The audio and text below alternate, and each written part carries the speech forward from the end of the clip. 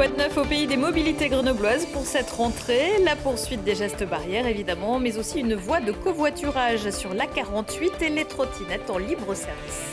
Le secteur de la culture a été lourdement touché par la crise du Covid-19 et doit encore se réinventer.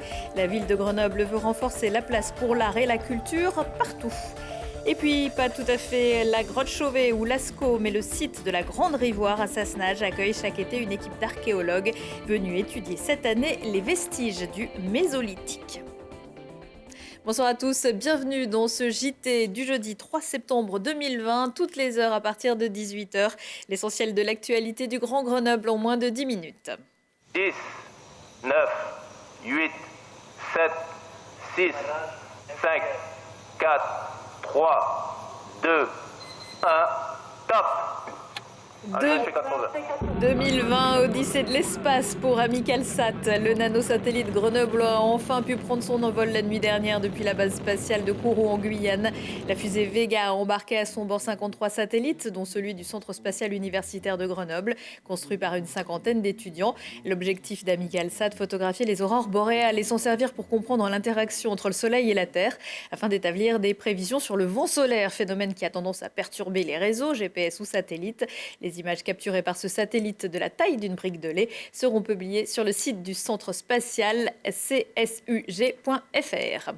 Pas encore de fusée dans l'offre de mobilité proposée par le SMAG, le syndicat mixte des mobilités de l'aire grenobloise, mais d'autres nouveaux modes de déplacement et de nouvelles offres. Et toujours le maintien de la sécurité sanitaire avec par exemple 100 000 masques mis gratuitement à la disposition des élèves qui n'en auraient pas au moment de voyager sur l'une des 300 lignes de transport scolaire du territoire. Pour le reste, voyez le reportage de Laurie Baillet. Port du masque dès 11 ans, distanciation physique, gel en accès libre dans les bus, trams et agences. La rentrée du SMAG s'est faite sous le signe de la sécurité et de la solidarité. Pas d'augmentation de tarifs cette année, mais un nouveau plan de réseau à l'échelle de la région grenobloise, du Voironnais au Grésivaudan. Également l'arrivée de 7 bus électriques, l'ouverture d'un pôle d'échange à Montbonnouf, l'extension de la ligne C1, mais pas que.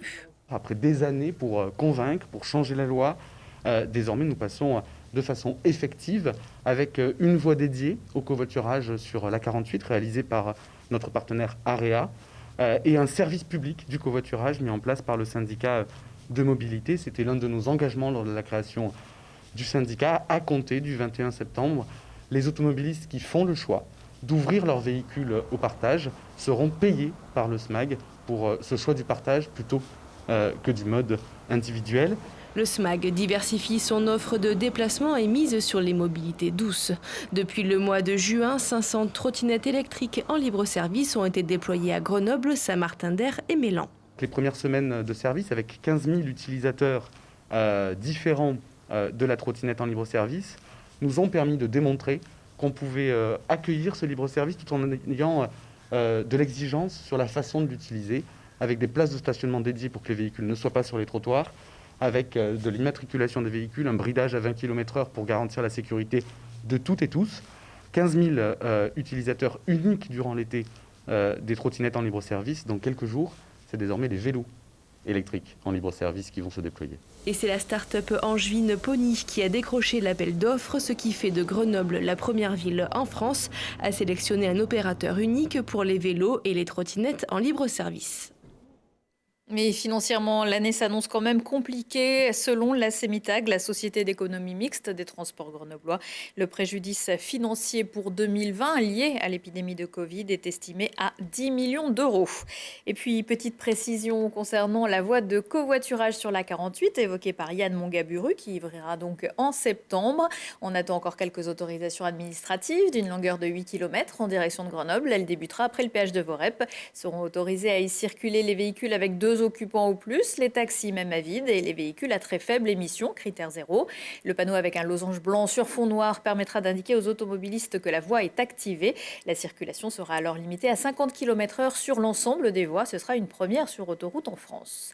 Une inauguration officielle se prépare, en présence évidemment de représentants de l'État, dont le préfet de l'Isère. Mais en attendant, Lionel Beffre sera le premier invité du Récap Info de rentrée ce vendredi 4 septembre. Rendez-vous à 21h pour aborder avec lui la situation autour d'épidémie de Covid ou encore le feuilleton du quartier Mistral. Et si vous avez profité du déconfinement pour changer de braquet, vous mettre plus sérieusement au vélo, ne jetez pas votre vieux biclou. Pour que le Tour de France soit aussi la fête du vélo pour tous, entrez dans la roue du Tour solidaire avec Emmaüs.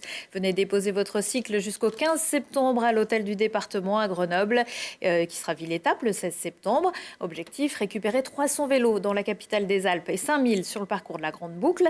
Les vélos seront réparés dans les ateliers d'insertion d'Emmaüs, puis revendus à prix solidaire ou pour les petits vélos offerts aux familles précaires.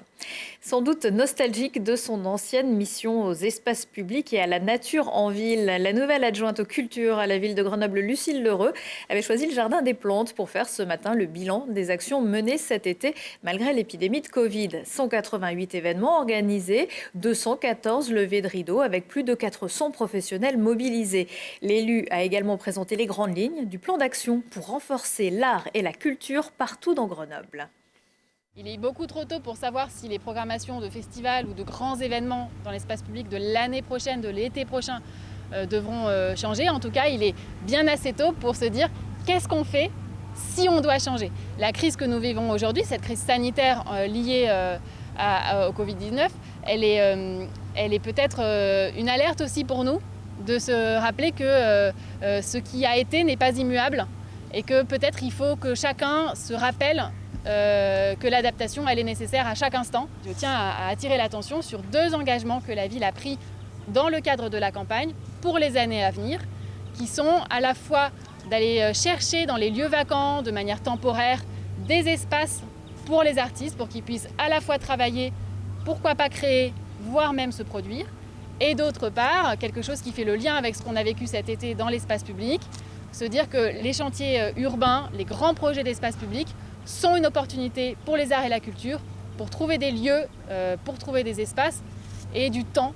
Donc on espère mettre en place, on compte mettre en place un 1% culturel et artistique dans les grands projets urbains. Et donc ça, ce sont des choses que nous travaillerons à partir de janvier avec l'ensemble des acteurs grenoblois. Et la région Auvergne-Rhône-Alpes annoncera, elle, ses mesures d'accompagnement pour la culture lundi. Sa place est dans un musée. Tel Indiana Jones, une petite dizaine d'archéologues se retrouvent chaque été pour tenter de découvrir les secrets du site de la Grande Rivoire à Sassenage. Découvert par hasard en 1986, il a été occupé pendant près de 10 000 ans, de moins 1850 jusqu'aux périodes gallo-romaines. Après 17 ans de fouilles consacrées au néolithique, c'est sur la période mésolithique que se sont penchés les scientifiques pendant 6 semaines. Charlotte Faulkner.